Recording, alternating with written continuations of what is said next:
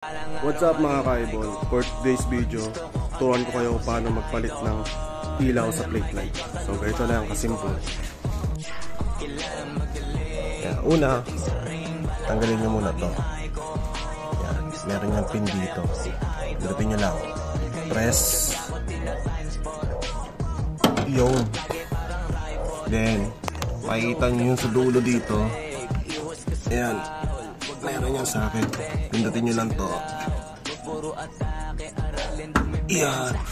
Ayun, tanggal na siya. So ngayon, yan. Palitan natin ng bulb. So ito, lagay ko na. Bali ang sukat nito ay T10. T10 yung sukat sa mga ganitong bulb. Then kailangan, hindi kaya magka-baliktad to. Tingnan nyo yung pattern yan. Ayan o. Ayan. Square na yan. Tapos paglagay, unahin nyo muna yung taas. Press nyo muna to. Press.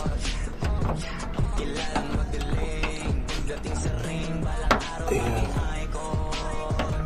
Bababa siya. Ayan. Ayan. Press nyo lang. Press. Tapos pasok yun. Sige. Lagay nyo na to. Lock. So, yun lang.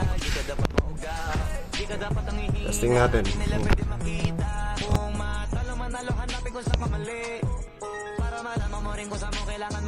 So, ganun lang kadali. Thank you.